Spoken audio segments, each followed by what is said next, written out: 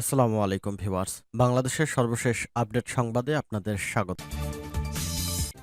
জানিয়ে দেব হাতে থাকা সর্বশেষ আপডেট বাংলা সংবাদ। প্রথমেই সংবাদ শিরোনাম। ডিবি হেফাজতে থেকে কর্মসূচি প্রত্যাহারের ঘোষণা ৬ সমন্বয়কের। এরপর জানিয়ে দেব মানুষ প্রতিবাদ শুরু করেছে, ছলচাতুরিতে কাজ হবে না বলেছেন ফখরুল।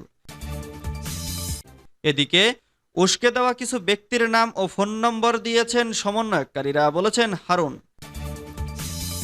আরও জানিয়ে দিব সেনাবাহিনীর বিরুদ্ধে বিভ্রান্তিমূলক অপপ্রচার চলছে বলেছে আইএসপিআর। সর্বশেষ জানিয়ে দিব ছাত্রলীগ পেটানো সেই এডিসি হারুনের বহিষ্কারাদেশ প্রত্যাহার।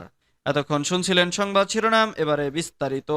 তবে অনুরোধ থাকবে ভিডিওটিতে একটি লাইক করবেন এবং কমেন্ট করে জানিয়ে দিবেন কোন জেলা থেকে আপনি আমাদের এই ভিডিওটি দেখছেন। ডিবি হেফাজতে থেকে কর্মসূচি প্রত্যাহারের ঘোষণা ৬ সমন্বয়কের।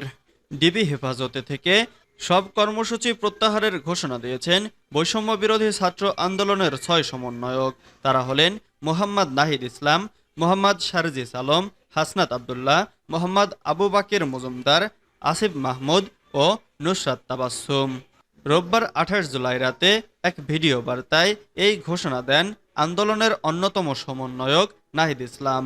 এ সময় সহিংসতা ও অনাকাঙ্ক্ষিত ঘটনার নিন্দা জানিয়ে তদন্ত করে বিচারের দাবি এবং সুষ্ঠু পরিবেশ নিশ্চিত করে সব শিক্ষা প্রতিষ্ঠান দ্রুত খুলে দেওয়ার আহ্বান জানান তিনি।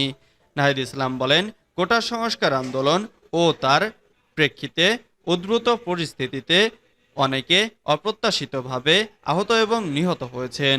তাছাড়া রাষ্ট্রীয় স্থাপনায় অগ্নিসংযোগ সহ নানান সহিংস ঘটনা ঘটেছে।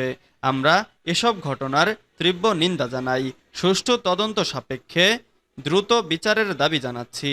তিনি বলেন, আমাদের প্রধান দাবি ছিল কোটার যৌক্তিক সংস্কার, যা ইতিমধ্যে সরকার পূরণ করেছে। এখন শিক্ষার সুষ্ঠু পরিবেশ নিশ্চিত করার লক্ষ্যে দ্রুত শিক্ষা প্রতিষ্ঠান খুলে দেওয়ার জন্য সরকারের প্রতি জোর আহ্বান জানাই। আন্দোলনের অন্যতম এই সমন্বয়ক বলেন, সার্বিক স্বার্থে আমরা এই মুহূর্ত থেকে আমাদের কর্মসূচি প্রত্যাহার করছি। তবে ওই ৬ সমন্বয়কের কর্মসূচি ঘোষণা প্রত্যাখ্যান করেছে বৈষম্য বিরোধী ছাত্র আন্দোলনের অন্যান্য সমন্বয়করা। এ বিষয়ে সমন্বয়ক আব্দুল কাদের গণমাধ্যমে বলেন, সমন্বয়কদের জিম্মি করে স্টেটমেন্ট দেওয়া হয়েছে। সমন্বয়করা ভয়ভীতির মুখে গোয়েন্দা সংস্থার লিখে দেওয়া বক্তব্য রিডিং পড়েছে। আমরা সেই বক্তব্য প্রত্যাখ্যান করছি এবং জোরপূর্বক বক্তব্য আদায় করার প্রতিবাদ জানাচ্ছি। আমাদের আন্দোলন চলবে। মানুষ প্রতিবাদ শুরু করেছে, ছলচাতুরিতে কাজ হবে না বলেছেন ফখরুল। বিএনপি মহাসচিব মির্জা ফখরুল ইসলাম আলমগীর বলেছেন, সরকার যতই ছলচাতুরি করুক না কেন গণদাবির কাছে পদত্যাগ করতেই হবে। মানুষ যখন প্রতিবাদ শুরু করেছে, এই প্রতিবাদের ধারা অব্যাহত থাকবে। রোববার ২৮ জুলাই দলের পক্ষ থেকে এক বিবৃতিতে তিনি এসব কথা বলেছেন। ফখরুল ইসলাম বলেন, সরকার ক্ষমতায় টিকে থাকার লক্ষ্যে সারা দেশে যে ত্রাসের রাজত্ব কায়েম করেছে এবং গণহত্যা নির্যাতন অব্যাহত রেখেছে তা অবিলম্বে বন্ধ করে পদত্যাগের দাবি জানাচ্ছি। অন্যথায় দেশের জনগণ ঐক্যবদ্ধভাবে গণপ্রতিরোধ গড়ে তুলবে।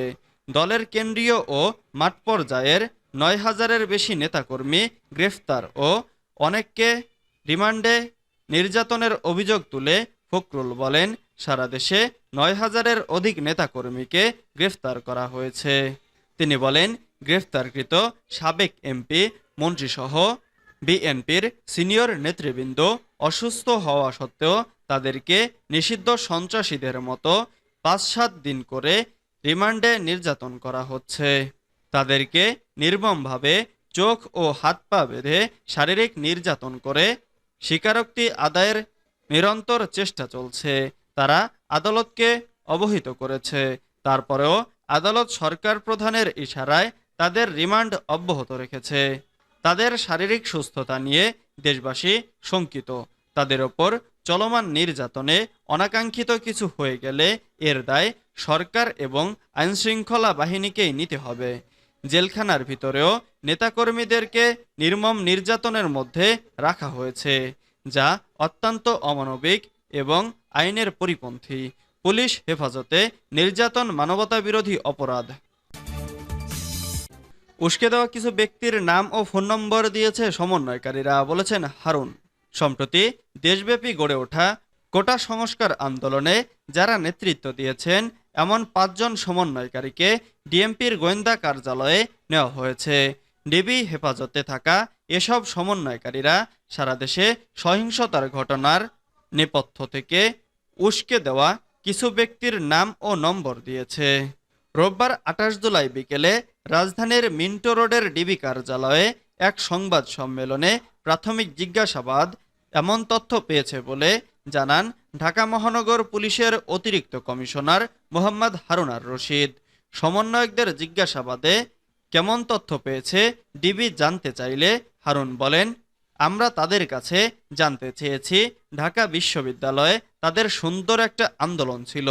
এই আন্দোলনের সময় তাদের সঙ্গে কারা যোগাযোগ করার চেষ্টা করেছে, কারা তাদের উস্কানি দিয়েছিল। আমরা তাদের কাছে এসব বিষয়ে নাম জানতে চেয়েছি। তারা কিছু নাম ও নম্বর আমাদের দিয়েছে। সেনাবাহিনীর বিরুদ্ধে বিভ্রান্তিমূলক অপপ্রচার চলছে, বলেছেন আইএসপিআর। বাংলাদেশ সেনাবাহিনীর বিরুদ্ধে স্বার্থান্বেষী মহলের মিথ্যা ও বিভ্রান্তিমূলক অপপ্রচারের বিষয়ে বিজ্ঞপ্তি দিয়েছে আন্তঃবাহিনী জনসংযোগ পরিদপ্তর। রবিবারে দেওয়া ওই বিজ্ঞপ্তিতে বাংলাদেশ সেনাবাহিনী এ জাতীয় বিভ্রান্তিকর তথ্য ও সংবাদে বিভ্রান্ত না হওয়ার জন্য দেশবাসীর সহযোগিতা কামনা করে। এতে বলা হয়, দেশব্যাপী ক্রম অবনতিশীল নিরাপত্তা পরিস্থিতিতে জনসাধারণের জানমাল ও সরকারি গুরুত্বপূর্ণ স্থাপনাসমূহের সার্বিক নিরাপত্তা প্রদানে গত 20 জুলাই ভোর হতে নিজ নিজ দায়িত্বপূর্ণ এলাকায় সেনাবাহিনী মোতায়েন রয়েছে। আইনশৃঙ্খলা পরিস্থিতি নিয়ন্ত্রণে অন্যান্য বাহিনীর পাশাপাশি সেনাবাহিনীর উপস্থিতি দ্রুত নৈরাজ্য প্রশমন করতে সাহায্য করে। ছাত্রলীগ পেটানো সেই এডিসি হারুনের বহিষ্কারাদেশ প্রত্যাহার। পুলিশের রমনা বিভাগের অতিরিক্ত উপ পুলিশ কমিশনার হারুন আর রশিদের বহিষ্কারাদেশ প্রত্যাহার করা হয়েছে। ছাত্রলীগের 3 নেতাকে থানায় নিয়ে মারধরের ঘটনায় তাকে সাময়িক বরখাস্ত করা হয়েছিল।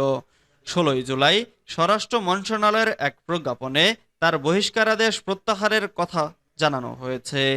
প্রজ্ঞাপনে বলা হয়, পুলিশ অধিদপ্তরের পত্রের পরিপ্রেক্ষিতে রংপুর রেঞ্জ ডিআইজির কার্যালয়ে সংযুক্ত অতিরিক্ত পুলিশ সুপার হারুন আর রশিদের সাময়িক বরখাস্তের আদেশ প্রত্যাহার করা হলো। রাষ্ট্রপতির সহকারী একান্ত সচিব আজিজুল হকের সঙ্গে পুলিশের রমনা বিভাগের এডিসি হারুন আর রশিদের ব্যক্তিগত বিষয় নিয়ে দ্বন্দ্বের জেরে গত 9 সেপ্টেম্বর ছাত্রলীগের 3 নেতাকে থানায় এনে মারধর করা হয়। এ নিয়ে তীব্র সমালোচনার মুখে 11 সেপ্টেম্বর এডিসি হারুনকে সাময়িক বরখাস্ত করে 12 সেপ্টেম্বর রংপুর রেঞ্জে সংযুক্ত করা হয়।